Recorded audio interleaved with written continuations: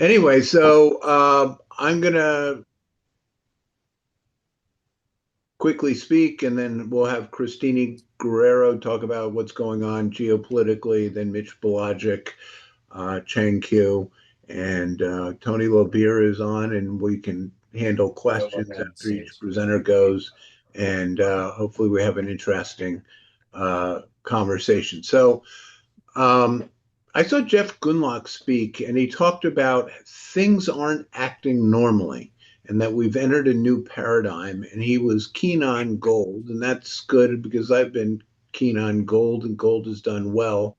Um, but he talks about a weaker dollar, which will drive gold and commodities. And, I've been of the opinion that there is this great rotation and that that is the dominant factor.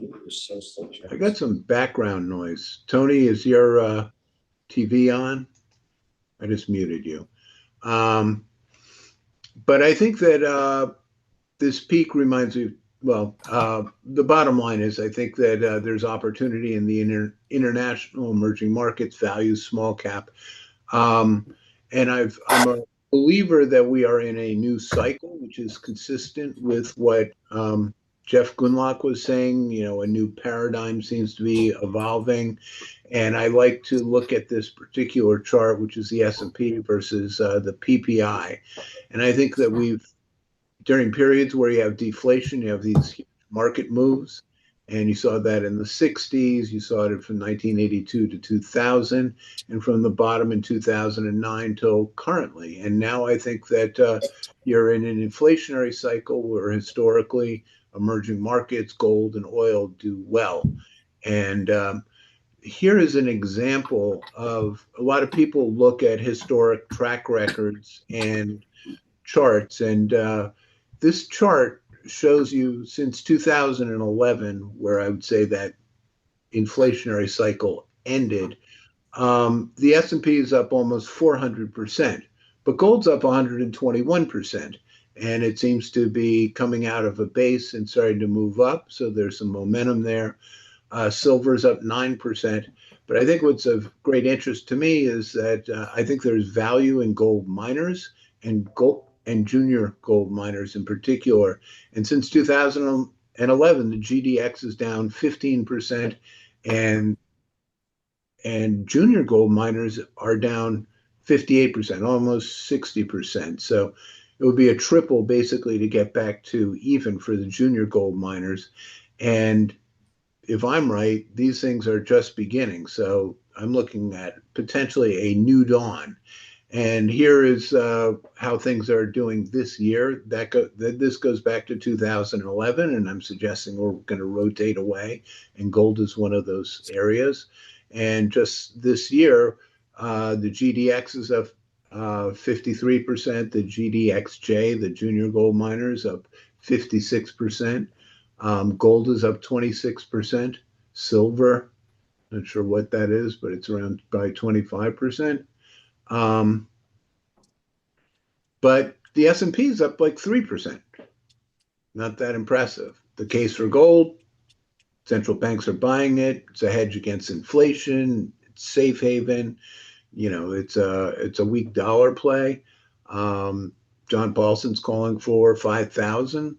Ed Yardeni talks about 4,000 this year, 5,000 next year, and Jeff Gunlock. So some very talented people are talking about a kind of new regime where gold is increasingly being seen as a serious asset class.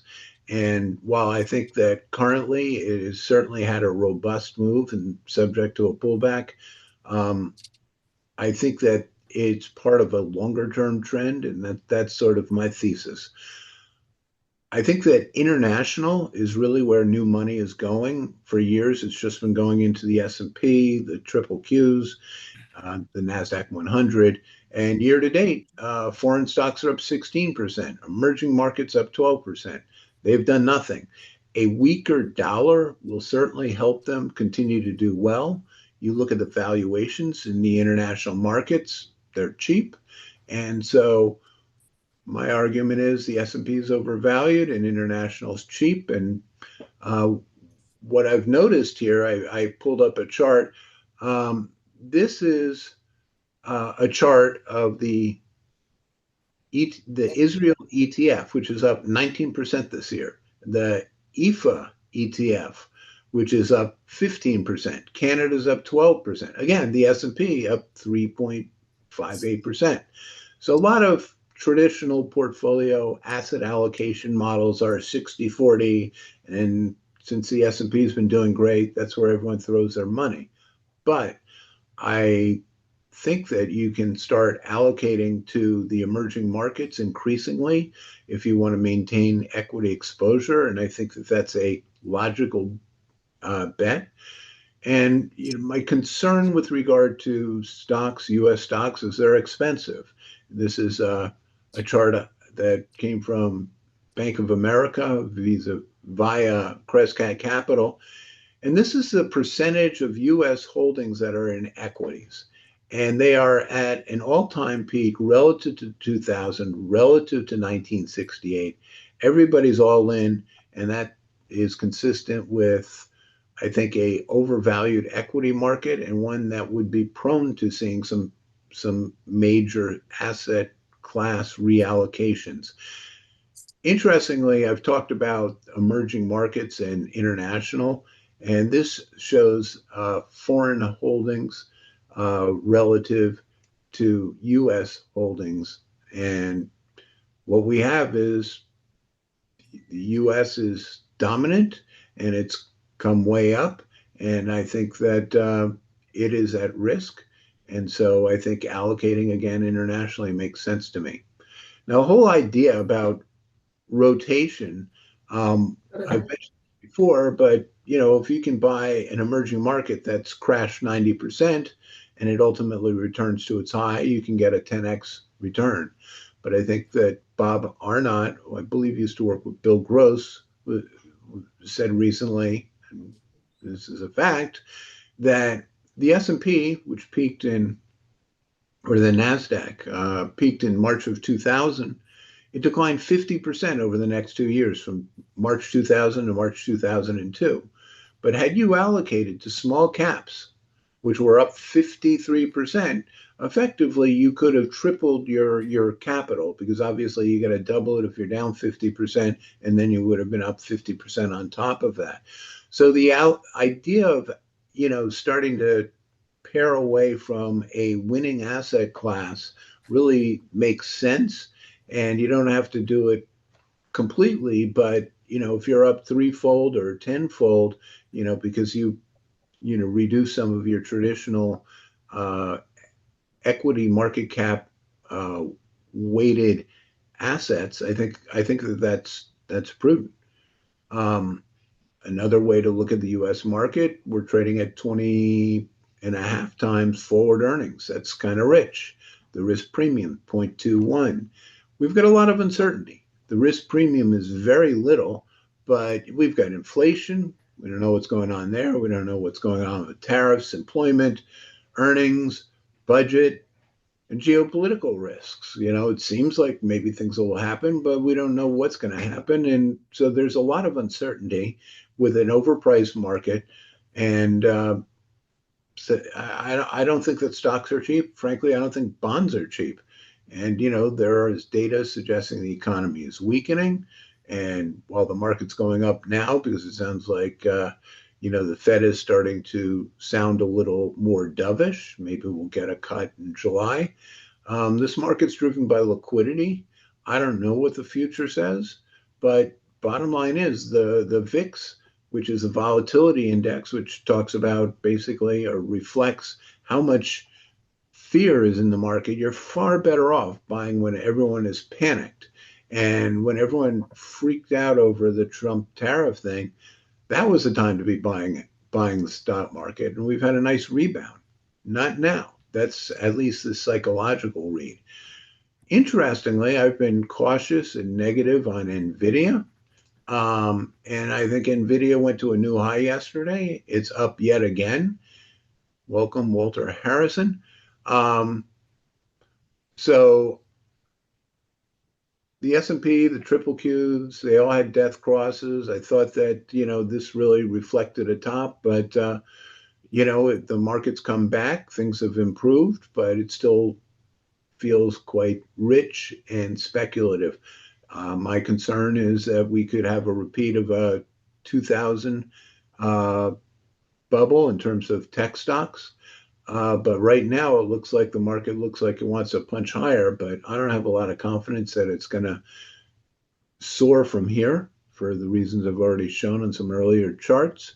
I don't think bonds are a good bet. Um, this is not completely up to date. Right now, I think you're looking at a 435, 425 on a 10-year treasury, but I'm not confident in where the long bond is going to go. It'll go down in yield if we have a recession, but that's not good for stocks.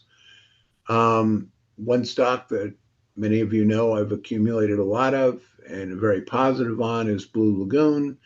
And I think this is emblematic of the junior gold miner space, but this is a particular special situation, which I see should continue to move higher. But any stock that goes up sixfold, may be subject to a pullback. And like gold, I think that's a risk. But I also think that even at 55 cents, the stock could be a buck 50, buck 60. I think it could probably be $4 in 3 years, based upon the type of geology, this massive volcanic sulfide formation, which typically are very large formations. And if that, in fact, is what they have, then the stock could go a long way.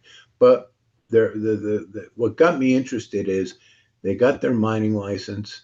I think Tony Lobier, who used to work at Neuberger in the mining space as an analyst, mentioned some stock. Well, I forget what it was, how the stock took off because they got their mining license. And when I saw them get their preliminary mining license in the fall, and then they actually got their mining license, I've loaded the boat and I'm going to Smithers, British Columbia on July 7th through the 11th. I'm going up there with my son. I'm going to get a tour, but I'll have the opportunity to talk to the geologists and, really assess the risk. But if things execute, they should start generating their first revenues in August, their first cash flow. And I think that they said that they expect to free cash flow before year end. As all that happens, they should also come out with a new 43101, which is be a geological analysis. And I think, frankly, when they did some more work, that led to that spike. So I think that there's a lot of potential still for this company and the junior gold miner space in general. So this is me. I'm going to want to go on to Christine Guerrero and have her talk about her read um, on what's going on in the energy space. Quickly, Alan wasn't on the phone. Christine, hold on a sec.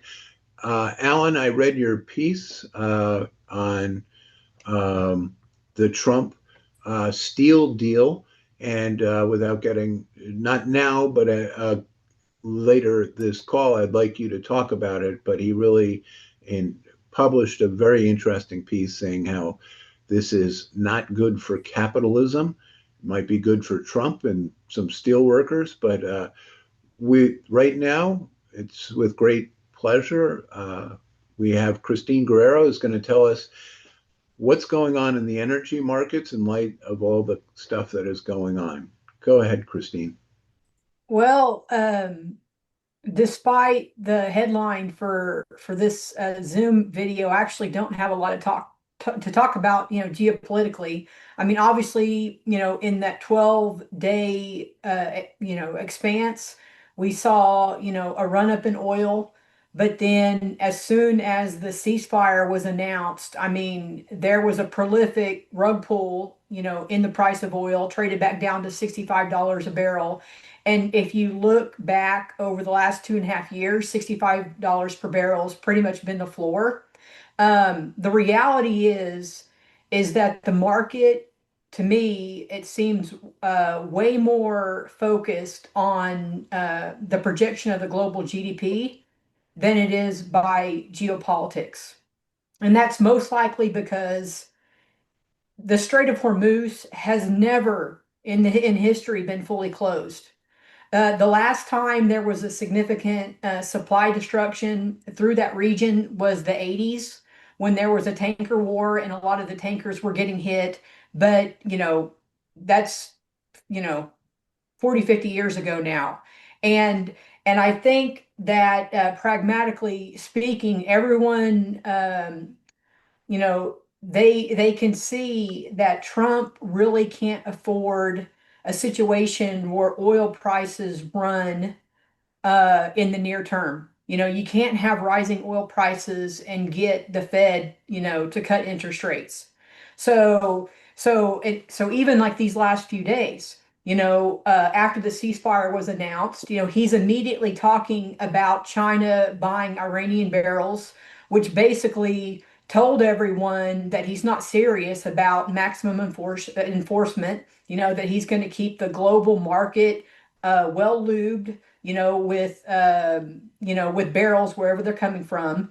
And then he also started, pounding his chest about drill baby drill in the U.S.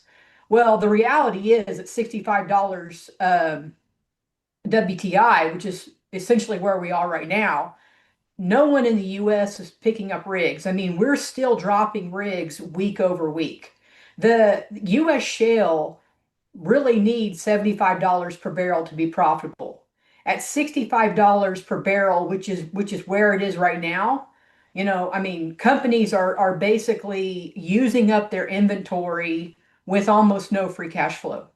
It's just not a sustainable situation for the U.S. to maintain the high production rates that we're seeing now. So what I think is going to happen over the course of the rest of the year is we're going to start seeing U.S. production falling, and it could fall by a couple hundred thousand barrels per day.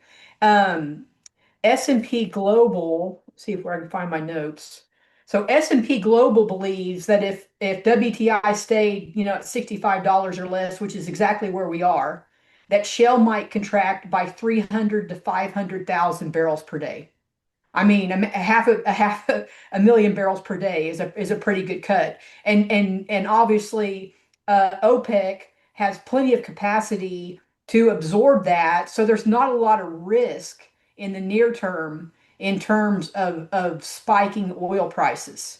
Um, even with the easement of production cuts that seemed pretty dramatic over the last month and a half, 2 months, where OPEC was talking about raising their production by 1.4 million barrels per day. What a lot of people don't realize is that over the summer months, that OPEC nations, a lot of their power generation is based off of oil and their own internal domestic consumption increased by 1 million barrels per day. So even though they were increasing production, they weren't really increasing exports. And so the market had no reason to really respond. The market right now is relatively tight. I mean, if you look at US inventories. Right now, crude stocks are at a 5-year low. Gasoline stocks are on the lower edge of a 5-year low. Distillate stocks have broken to the bottom of a 5-year trend. And refinery runs are sky high. So we're pretty much, I mean, definitely, we have strong demand, which we always do in the summertime. And so there should be tightness to keep oil prices from falling further over the next couple months. But the gray area in the risk in the market in the near term is what happens as we go into the fall. Because as summer ends and summer driving season wraps up and the power burn, in hot countries diminishes as they go into winter, um, the market would be oversupplied at the end of the year, absent any major supply disruption, coming out of the US or some other area. So I do think that, the current oil price in the 60s is kind of is pricing in the fact that we might be oversupplied, in the fourth quarter. Now, the other uncertainty is how would OPEC respond to that? I mean, my gut instinct says that OPEC doesn't like $70 per barrel oil. I mean, the industry, my entire career, it's comfortable at 80, and people kind of start sweating below 80, and especially when you look at inflation and everything else. I mean, oil is historically cheap right now. So even though OPEC is kind of playing around along with Trump, more or less, I think that that's kind of all, short-lived. So I think that in the fourth quarter, if we're looking at an oversupply situation, we might see OPEC tighten up production again in order to at least stabilize prices where they are right now. I mean, a lot of people seem to think that oil is going to fall back into the 50s. Um, in my mind, I mean, it shouldn't, and it can't for long term because it's just not a sustainable price.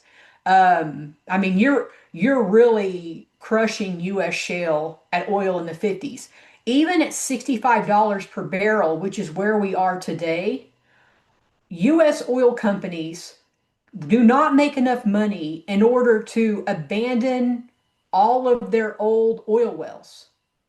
So even like when you look at oil states like Texas and New Mexico, if oil prices stayed here for the long term, as these companies used up all their inventory, what would end up happening is they would have thousands and tens of thousands of wells that they couldn't afford to properly abandon. And those keys would just get turned over to the state and become a state liability. So, I mean, really, the industry, you know, needs higher prices. The question is when it's going to be, quote unquote, allowed, because I think there's a lot of gamesmanship playing politically in order to keep prices low so that the Fed can cut and the economy looks juiced and everything else. But there's just so many other factors that have happened with the tariffs and with the uncertainty that no one can confidently map the trajectory of the global GDP. I mean, if it stays flat year over year, the oil markets are oversupplied by 1 to 2 million barrels per day.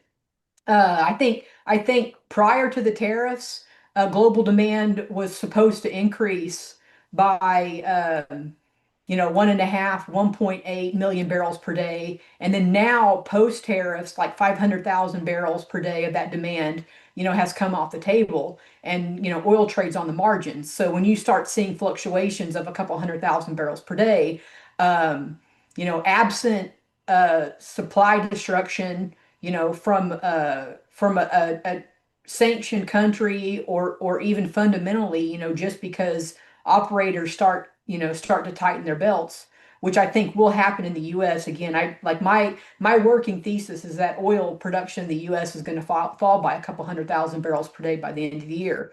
But until it turns up, the market isn't pricing any destruction in.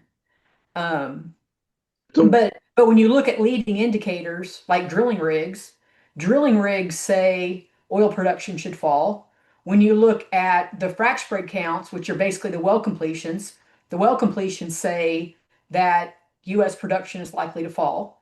And when you look at the permits that are being filed with the states to drill new wells, the permit activity also says U.S. production is likely to fall. So that's what I keep looking for. Unfortunately, it can take up to a year before the number is known because the EIA gives us a number each week that's actually based off of data that's 3 months old. And then a lot of that data that's 3 months old is also not hard data because states have up to a year to submit their information to the EIA, which would force the EIA to resolve its numbers down. So, but when you talk about floors and ranges and everything else, $65 crude is it's historically, at least in the last few years, it's been a good floor. and that's where we are. So, I'd like some people ask you some questions, and I've got a question, and what that question is most of these people are equity investors, portfolio managers, and professionals. Uh, where would you be putting money to work in the energy space? And I know we had a conversation. I was talking about a weaker dollar. It sounds like there's some, if the price is going to improve and there's very cheap uh, energy stocks, and then we should be buying energy. But I think in a recent conversation we had with a weak dollar, you mentioned that there could be some real opportunities internationally. Um, so yeah, that and I think last time I was on here, we were talking about Petrobras. I mean, Petrobras is I still like it. I still own it. Talos Energy, which is a large Gulf of Mexico offshore producer. I really like Talos. I own it. They actually I think 70% of their oil is even hedged above $70 per barrel. So I think the market has been way too hard on them because I think their free cash flow is going to look great. Um, you know, uh, APA, which is the former Apache Corporation. I mean, they've got Suriname that's going to be coming online in 2028, and I think that that's kind of a game changer for the company. I mean, there's always things to bottom feed. I mean, I have a strong bias against U.S. shale for a lot of the reasons that I pointed out. The another thing to just kind of bring up is, back to these tariffs and the steel tariffs. So a lot of companies, they bought all of their inventory last year and prior to the tariffs. So this year, as they're reporting their numbers, quarterly, I don't really expect to see a lot of tariff cost built into the numbers that are being reported. I think that that shoe is going to drop next year when we start seeing that what they had to buy at the end of this year going into next year. So and those tariffs hit shale harder than they do conventional oil and gas because shale is just so labor and material intensive. So and, that's kind of something to think about. So. any other questions? Even Diamondback recently, I mean, U.S. shale is getting gassier each year. They've got a higher gas oil ratio cut each year, and even within the last week, Diamondback is kind of signaling, how great their gas acreage is. And the only time an oil producer starts talking about how great their gas production is when they're running out of oil. So that's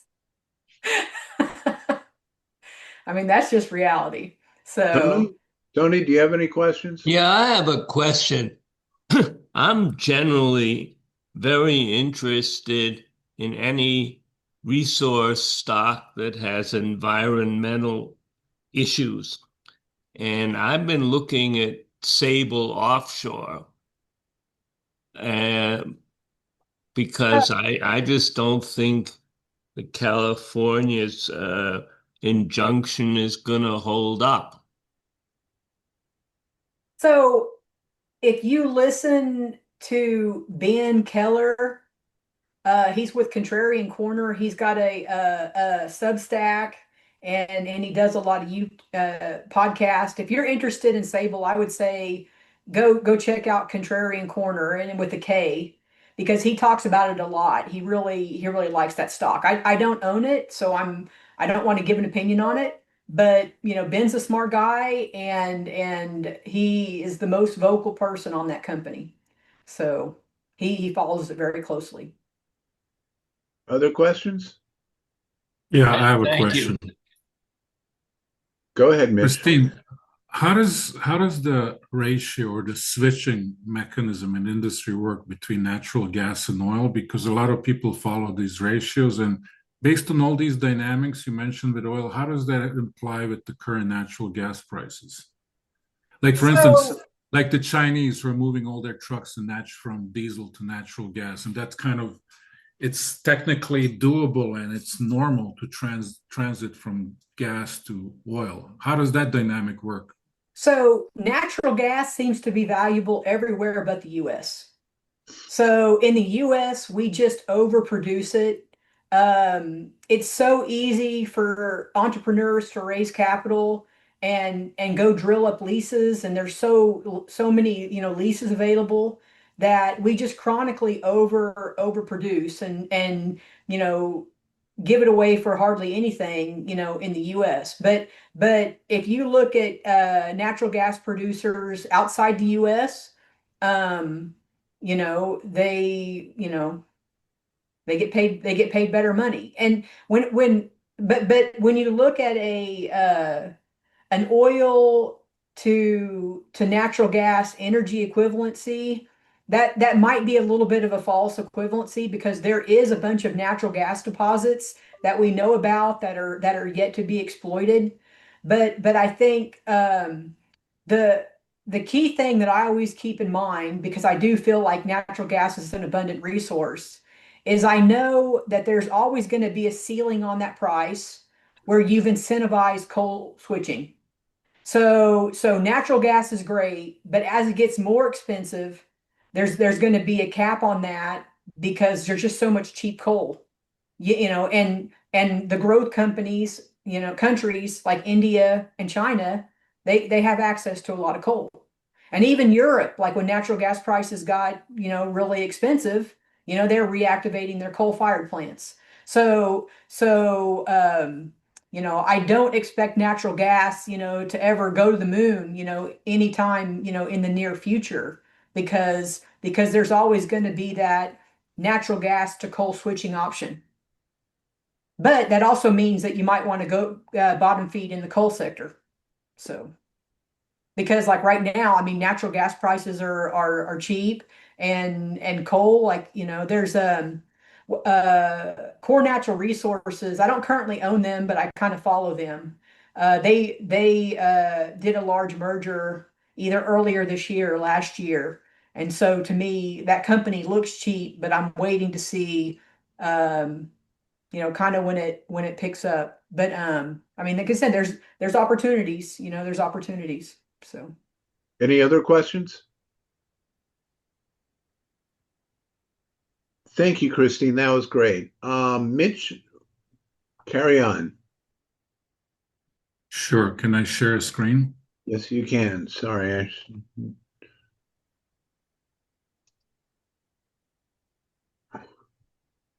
Uh, Hold I'm on. just in. I'm right now. I'm in the phase of popcorn and soda, watching what's going on, and had a little bit of trouble figuring out which direction, what trades to make. So, what I typically do is I assemble like hundreds of different infographics and chart, not like charts like price and volume, but just like different ratios, different charts, statistics, whatnot, and broken down by major macro classes. And then I just go through it and try to make some sense of it. So I'll go quickly through all these infographics with you, and hopefully you can help me make sense of it. But if nothing else, it'll be kind of like a Disneyland type of fun looking at pictures. You should Just be able one to share second. now. Yeah.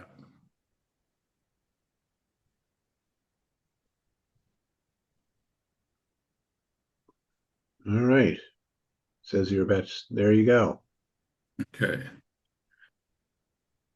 So I'll start with the bonds. One thing that caught my attention is I was always very worried about the bond yields and inflation in Japan. It's kind of like the hidden spoiler that people kind of get excited about when there's like short squeeze with the carry trade and they forget about it. But the worried Edwards trade, as they call it now, Albert Edwards from Societe Generale, he's a brilliant analyst in Japan. And he made these 6 pointers that I totally agree on all, and it really brings the attention to. We are definitely underestimating the global impact of Japanese policy shift that's real. Ultra loose policy for years is coming to an end. Bank of Japan policy sending a wave of liquidity abroad, depressing a lot of global yields and inflating P/E ratios in sectors like U.S. tech. That's a known thing. The liquidity cycle is reversing, but the assumption is the U.S. equities haven't fully reacted to that. So it's definitely a watch. Now, the Bank of Japan is only showing QE tapering, not true QT, but the inflationary point points to rising rates ahead, which is definitely confirmed by many of the investment bank analysts. The rising JGB yields will likely put pressure on U.S. bonds and equity sectors that thrive on low yields.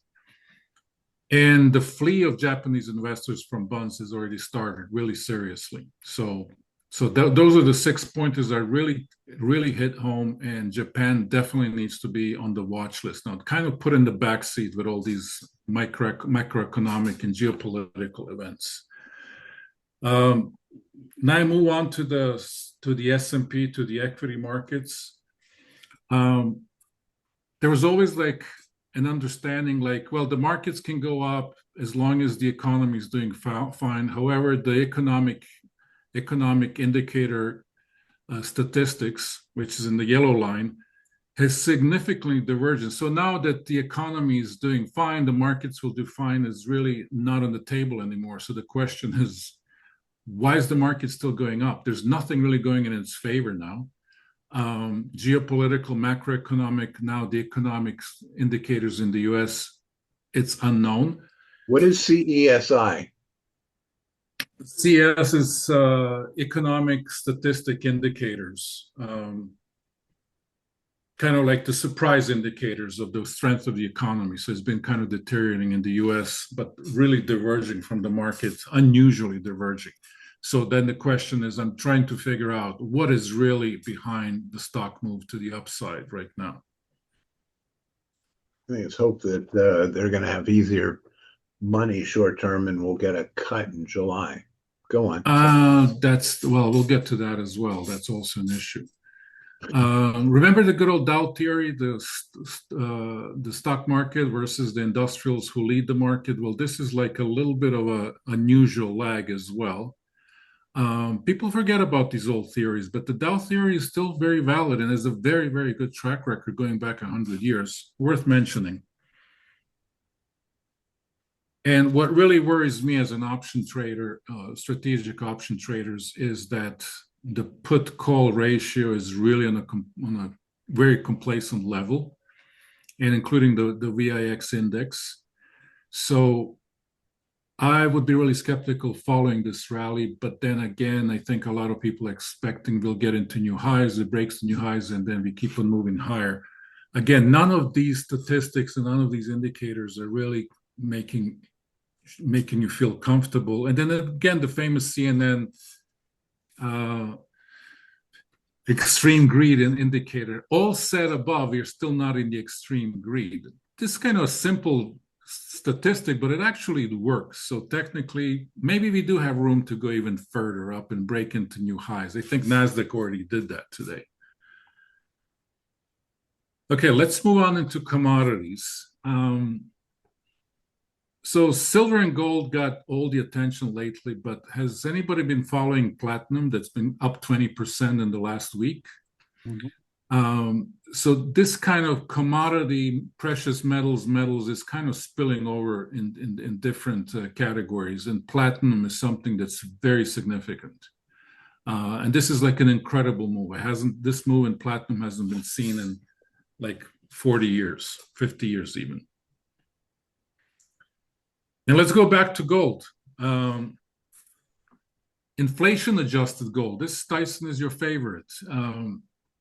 Inflation-adjusted gold prices are back at an all-time high, surpassing the prior peak from 1980.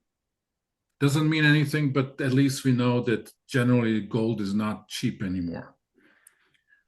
And then the S&P ratio to gold stands at 1.8 times today, not far from its long-run average of 1.6. So the assumption is, looking at this chart, that probably we have another 11% to go higher. So technically, there is no there is no statistic that can say gold is overpriced or underpriced at this point, but generally momentum is saying, which means momentum can keep on going further up. And the gold inflows, this explains a lot of it. So basically, all things being equal, I think you have to stick to this momentum. This gold funds flow has been in over $80 billion. That's never in gold inflows has reversed on a dime. So technically, this probably has another 10, 20 billion to go before we see in the high. So all the indicators are kind of saying that we are kind of pushing towards, moving towards the 4,000 gold, possibly, maybe not at the speed as we saw, maybe it'll take a while, but there's very little now to think any kind of catalyst will take gold lower at this point. Okay, now moving into the oil market, just following up on Christine just very briefly. The oil market is oversupplied to start with. The chart shows WTI oil price and the U.S. oil inventories. Now, Dan Striven, he's the head of the oil at Goldman. I'm sure you follow him, Christine. He was saying that bearing a really hawkish, bad geopolitical outcome, the outlook for oil price is bearish. The supply side is very strong. Okay, I don't know what your comments on this, Christine. I would like to hear it after I finish this in a minute. But I have been following him, and a lot of analysts were saying this. You did mention in your presentation, a lot of people are talking like oversupply, which you were not really in agreement with, but definitely worthwhile if you can comment on that.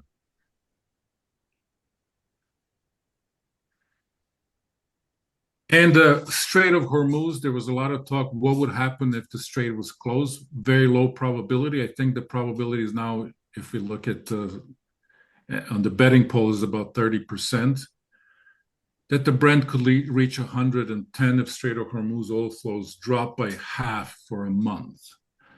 But again, I think the critical thing here is how long, because even if this happens, it'll probably be short-lived because the U.S. will not allow it to hold on. So I think this was really overstated. Probabilities are small. And even if that happens, this will be an opportunity to fade.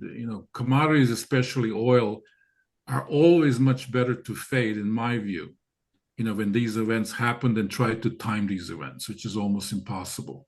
So yes, I would love this to happen, reach 110. That would be a fantastic opportunity to actually fade it down. And of course, typically when we have these geopolitical events, flows start moving into energy funds, and they have been strong recently, but they're like a lagging indicator. So it's, unless you really believe in a specific industry or stock in the energy sector, you probably want to be very cautious.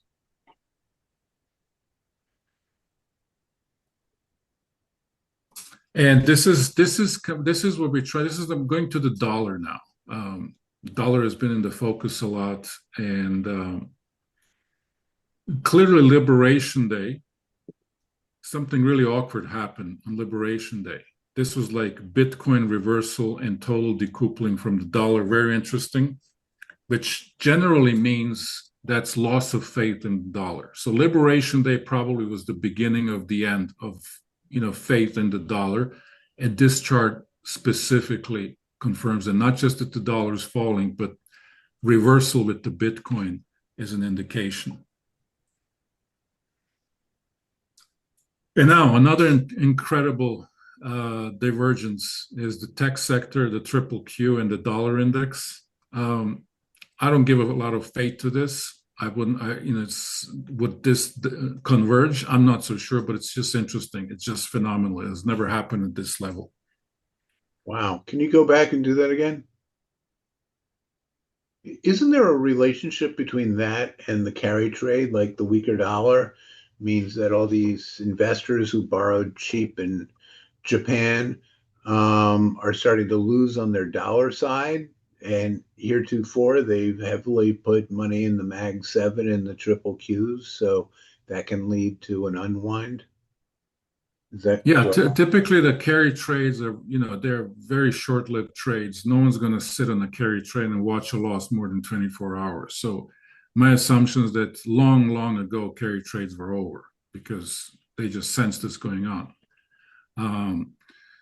So I'm not so sure about that. The money going out of carry trades it could be anywhere. I don't know. It could be anywhere, possibly. Okay, thank you. Now, also, it's very important to understand the dollar is how we watch it. The Fed actually watches the dollar as a trade-weighted dollar.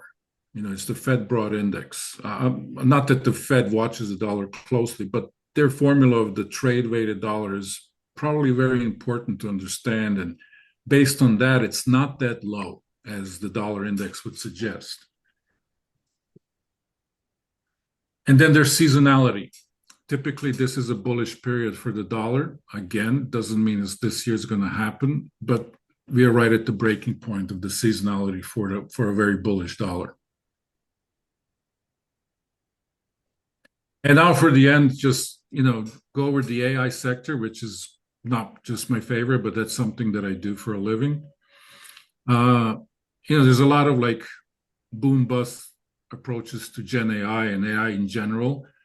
Enthusiasm followed by a bust, disappointment, failed projects, whatnot. But regardless, it's here to stay. Just like, computers revolution was here to stay, the internet revolution, the cloud revolution, it's all here. There's no question about it. This is going to be a much bigger one. So revenue from Gen AI could reach about 1.1 trillion in 2028. We're talking about in 3 years, from 45 billion just last year. And that's a fact. That trajectory is fully intact. There's nothing really stopping that. Gen AI profits will start generating, and I follow a lot of companies which will have some first really positive results by the end of the year. And the semiconductor spending forecast to reach 280 billion in 2028, supported by this Gen AI return. Another thing that I would mention, animal spirits are reemerging and powering AI. If this growth patterns on a conservative level do stay, very, very soon, in the next 2 years, we're going to have a huge issue with power. We already know that, but this is something that's not stopping either. So how these utility companies or independent, off the grid natural gas units start like fitting in with the data centers, this is real and it's here to stay. And there's going to be a huge shakeup and expansion in the energy sector just for this. Open AI and robotics. This is the next phase, making robots smart, multifunctional. And I mentioned this a few times before. This is probably one of the biggest expansions and growth in the AI sector that we're going to be experiencing.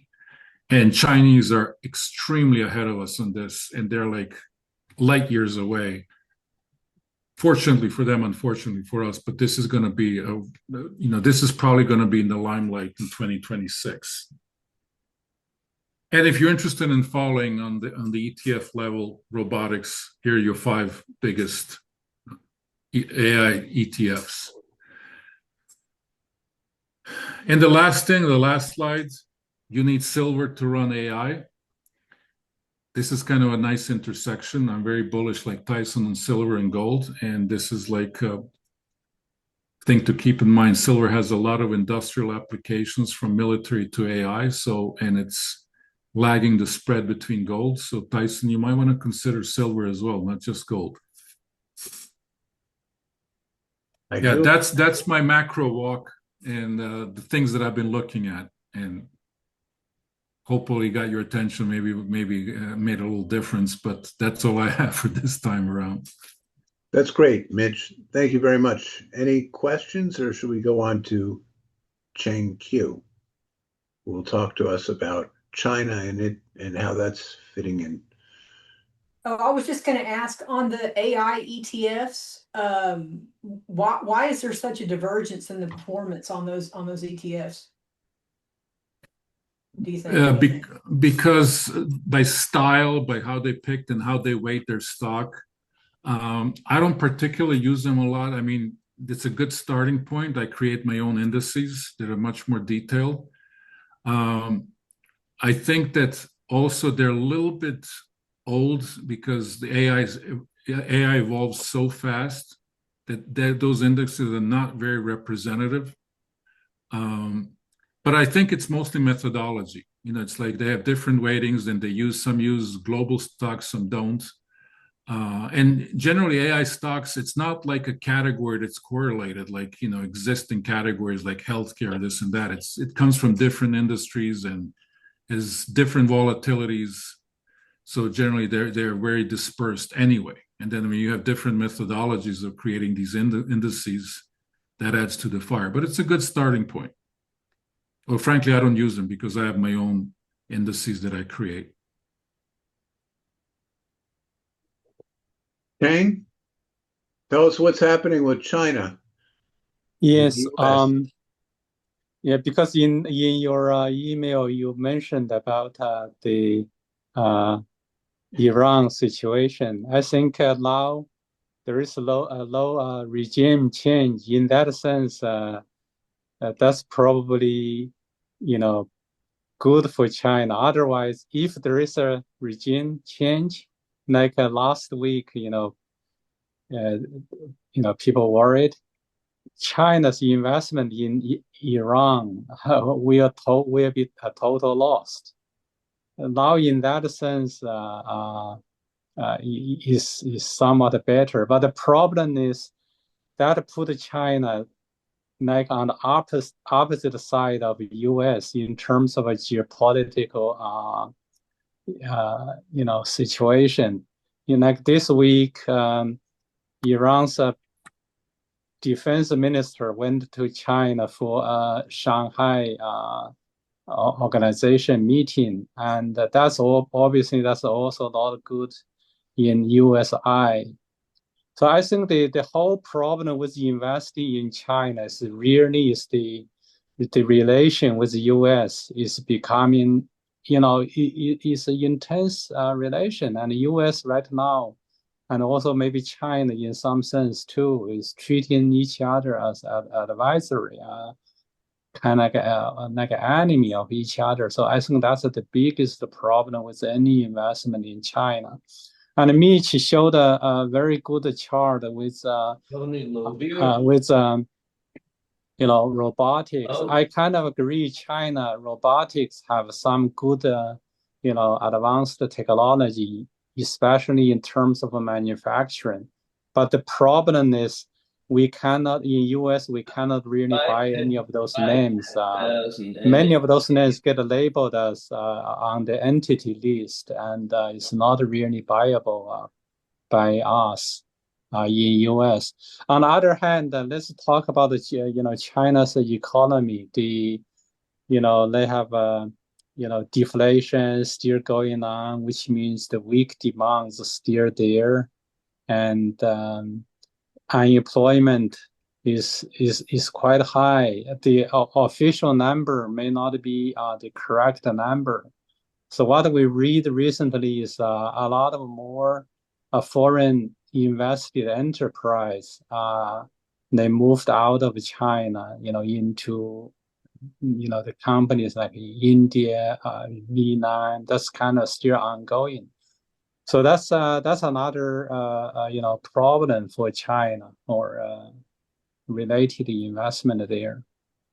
I think I will stop here, and in case any people have any questions. Any questions for Chang with regard to China? Tony, you're on mute if you're. I saw you placing large orders, and so let's go to Alan DeLugash. Alan is a client of mine. He's an accountant, and he writes something on Substack called Tax Politics with an X. And he wrote a piece that I read yesterday that I thought was very interesting. Go ahead, Alan. You're on mute. So if you want to have some impact, Yeah. Okay. Yeah, it's just you know, I'm having a little bit of issues. This Nippon Steel issue is just one of them. We we've got some ongoing issues, I think, with Trump going um, doing some dangerous things. Um, Forget about the fact that when he told Harvard, told the IRS to look at Harvard, he was committing a felony. He seems to be have gotten away with it. It's illegal to do that. He with the TikTok ban, people I think have been reading about the fact that he's totally violating the law. He's extending the application. Congress passed a law, was signed into law. TikTok now should not be able to still be going on in the U.S. He's just extending it. It's totally illegal. And now this thing with Nippon Steel. The first time, I think to a certain extent, he was embarrassed by his own stupidity when his position was to not allow the Nippon Steel takeover U.S. Steel to happen. And he knew he never likes to admit he's wrong, so he kind of came up with this thing. Well, maybe I'll put some strings on it. And so some of the strings you talk about, people have used the term of nationalizing U.S. steel. Um, the U.S. government has what's being referred to as a golden share. They actually have some equity ownership of this of U.S. Steel now, but that ownership has characteristics which allows them, for example, to prevent U.S. Steel's headquarters from ever leaving Pittsburgh, to redomicile outside the U.S., change name of the company, reduce or delay the investment of $14 billion into U.S. Steel, transferring jobs, idling plants. I mean, it's to say it's nationalized, not maybe totally the way the term is used, but in fact, if it's a very dangerous precedent. Basically, saying that now, for the first time, the U.S. will allow mergers to happen only if our government has a say in it. To me, one of the most surprising things about this was that Nippon allowed Trump to do this. Why they would do that? I mean, I wouldn't. It's going to start creating financial problems if in terms of ownership. How much ownership does Nippon Steel have of U.S. Steel if it's still subject to all these abilities of the U.S. government to stick its 2 cents in? So I'm hoping this is a one-off, but I'm concerned that if merger and acquisition, the abilities for companies to merge and acquire and move around in the free market, if that's being constrained now because the U.S. government now thinks it can keep its hand in any merger, and and forget about the fact that Trump's economic ignorance is legion here. The tariff policies, I mean, the funniest thing that we know is that every time steel tariffs go up, the U.S. loses jobs. Makes a few jobs for the oil industry and loses a lot more for the U.S. companies that make steel. So I think there's just a lot of concern. I'm very much wait and see as to see how to see what the effects this. I hope it's just a one-off and we're never going to hear about it again. But it's a real concern. Thank you, Alan. I thought that was very astute. And, I think that there are reasons to be concerned about the market, but it looks like the market wants to push higher. That is the U.S. equity markets. But I'm not confident in that longevity. In fact, Tony Lobier was telling me earlier this week he thinks that the market can make an incremental high and that historically or seasonally tends to make a low in October. And I thought that that sounded pretty pretty logical and supported by several of the analysts who've already spoken. Tony, care to add to that? Look, for some time, I've been calling this the Jonestown market. And I think the market basically is drinking the Kool-Aid. There's a lot of problems which people are not paying attention to. And I don't know how long this is going to last, but in 1929, the market made a significant new high while the economy was deteriorating. And I think that could happen again. I think the big quote unquote excuse is AI. In 1929, it was radio. Um, so I just think um, we have to watch this now in terms of now. I think the big problem we have economically in the near term is the dollar, because even if the Chinese do nothing to retaliate, the dollar is financing world trade, and trade is going down because of the tariffs. So the demand for dollars is going down. In addition to that, Trump has given every indication of wanting a lower dollar to improve the economics of manufacturing in the U.S. I think this idea is a total disaster.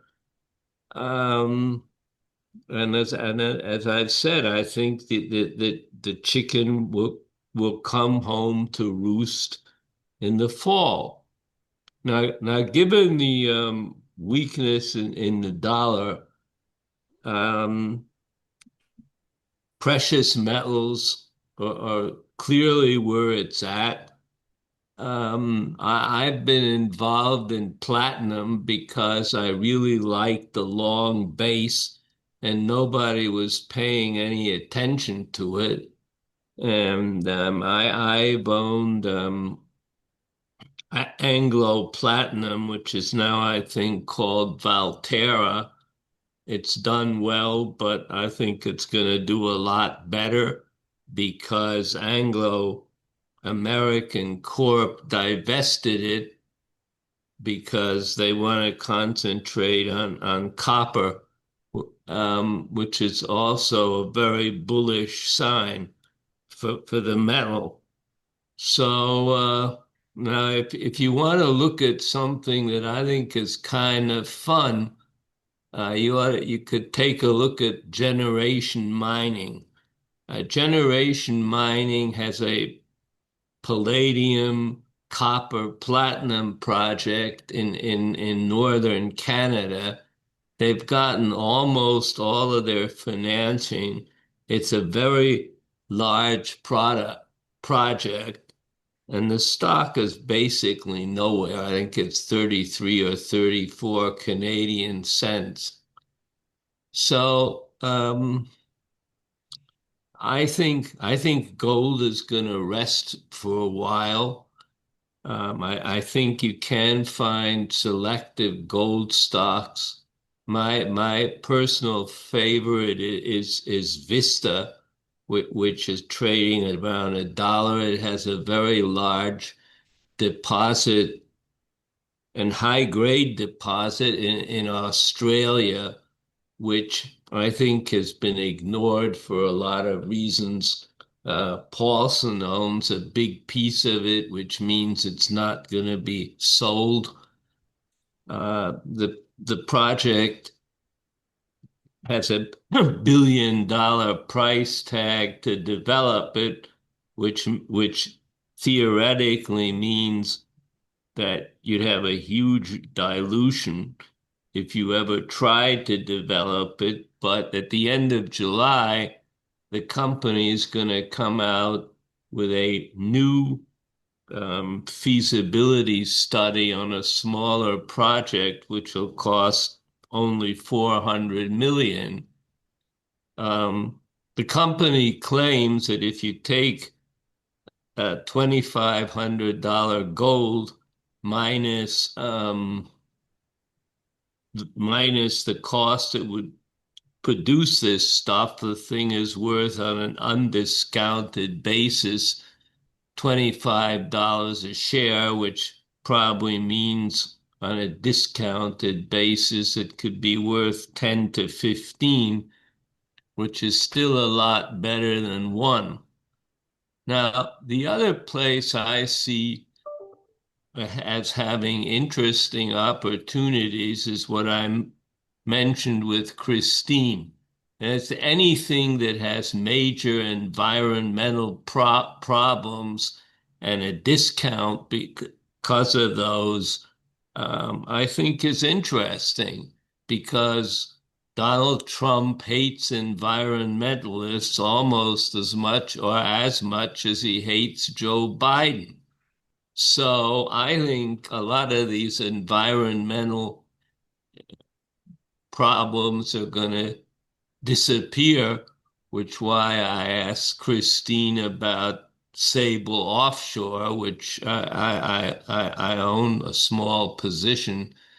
And the other one that I think is really interesting is Northern Dynasty Minerals, which has it's probably the largest undeveloped copper gold deposit in the world. And the environmentalists and Biden have put a kibosh on it. At one point, the stock was down to 25 cents. It's now up to about $1.50 because I think the likelihood is that the environmental prohibition on this project is going to be removed, in which case it probably is worth between 5 and 10, and then you're going to get a bidding war to develop it, so it should go up from there. So, and I'm also looking for more of this type of stock because I think a lot of these environmental things are going to disappear, at least temporarily. Now, back to mention something that Alan just mentioned, I don't think Trump cares about the law. And I think one of the real issues in this country is whether we're headed for right-wing fascism or something heralded by the recent election in New York, which is a total leftist rebellion. And I don't know how that's going to work. The leftist rebellion certainly would not be good for the stock market. So I think my main issue is I would stay away from the dollar as much as you can because I think the dollar is a real problem here. Thank you. Thank you, Tony. Any final questions? We've gone an hour. Can I ask Go ahead, Ollie. Can I ask a question here? There are two areas that make my head hurt. We're talking about interest rates. So we're talking about the economy weakening, so interest rates may be headed down. Personally, I've never thought that the Fed reducing interest rates, I don't understand why it's such a big market mover because I don't really see it has any real effect on the economy. But anyway, even if interest rates are going down because the economy is weaker, the huge federal deficit that's not going away, and even the Republicans don't see to have an appetite to cut it, ultimately is going to have to mean higher interest rates, because it's going to be the supply of debt that we need is going to be crazy. So I don't know which way to think things are going. And in exactly the same way, Trump's tariffs are having an extremely negative effect on the economy. A lot of other people have mentioned it. The economy, but is Trump going to end up getting the luck of Biden? Is AI, which he had nothing to do with, but is happy to see it help the U.S. economy, is that going to be able to overcome the damage that the tariffs and other economically ignorant things that Trump is doing? I mean, which is going to be more powerful? Those are my two areas where there's so much pressure on both sides. I don't know which way we're going. Well, I think that long-term rates are going higher. Now that doesn't, I don't really have a view on short-term rates, but because of the things that you mentioned, long-term rates are going higher. And in fact, the last time the Fed cut by half a point, you had a big spike in long-term rates. The other thing is, I think as far as AI is concerned, I think people are dramatically underestimating what the Chinese are doing. And at some point, and I mean, I've traded this thing pretty well, but I want to get back into Alibaba because I think that they are going to be a major factor in AI, and the stock is selling at, I don't know, 13, 14 times earnings. So I don't want to be there now because I think this whole deal with China is if, if you're saying it's made built on quicksand, you're being an optimist. So, but I'm watching this. I think there's going to be a big long-term opportunity in Alibaba at some point. Um, so, um, but I think, look, the Chinese appear to be doing with brains what we're doing with brawn. By brawn, I mean capital. And I think that's amazing. Let me So, comment. I would love to comment both ahead. Alan and Anthony. Anthony, sure. sorry if I butted in. But No, I you definitely want didn't to butt comment. in. I'm always happy to hear a comment. Okay, on AI thing, yes, underappreciated definitely. So, Alan, this is not luck of Biden that Trump might get. It'll be the luck of Clinton. Okay, the luck of Clinton that he was in the middle of this really big, computer internet revolution and really brought a lot of, and of course, he took all the credit of it, like all the politicians would. And if something goes sour, it's not him, it's always someone else, Russians or this or that. Um, Definitely, it's a big force. Now, as far as AI, I mentioned that's what I follow, and because that's what I do is AI, like from the business and financial perspective with high tech companies. I know China very well for one reason, because China is ahead of us on AI. Whatever people want to tell you, they're definitely ahead of us. And I'll give you an example with robotics. I mentioned that robotics is like, I mentioned how they're ahead of us. Why are they ahead of us? Besides the point that they have more engineers coming out of schools every day than the entire global West and engineers, period. There's another factor. is when they take AI, they have somewhere to implement it. They have a whole supply chain, logistics, industry, everything. We have nothing. We're just tinkering about nice apps in the iPhone. That's pretty much our industrial application. That is a huge difference. And I think I quoted before, one of my favorite publications is the Australian Institute of Strategic Studies. They're brilliant. They follow major technologies in the world and how they're developing and where.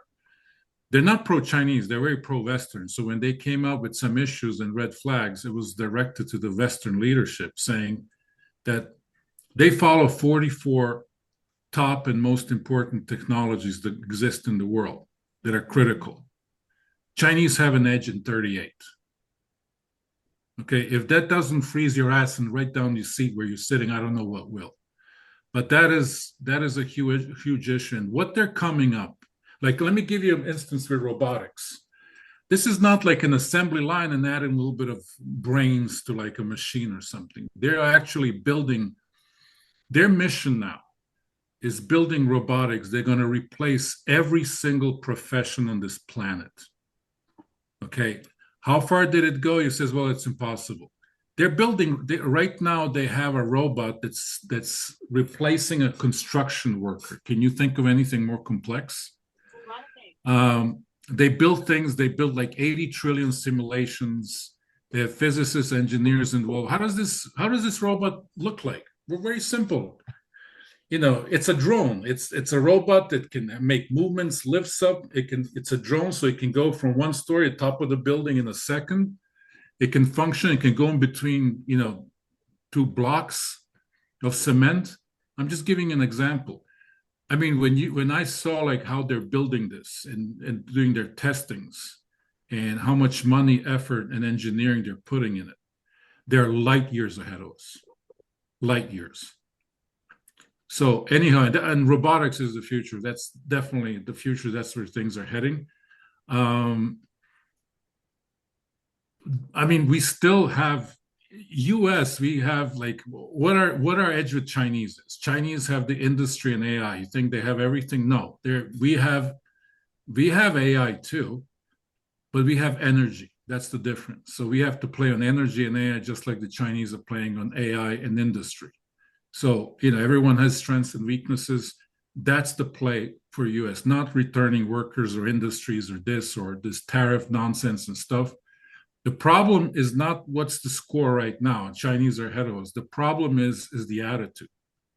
Well, you know, it's like that's the problem. Like as we're seeing what's going on, I just don't see that anyone in the State Department has any idea what's going on macroeconomically or geopolitically. well, shutting down Harvard is not going to help with this problem.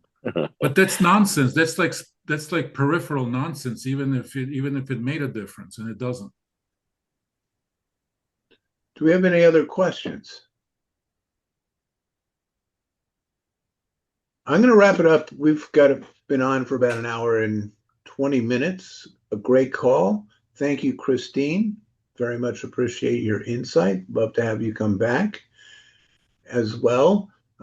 Mitch, thank you. Chang Q, Alan DeLugash, Tony Lobier, John, thank you for joining our meeting. Joe, Scott, thank you all. Have a great weekend. Thank you. Okay, thank you, Tyson. Thanks all.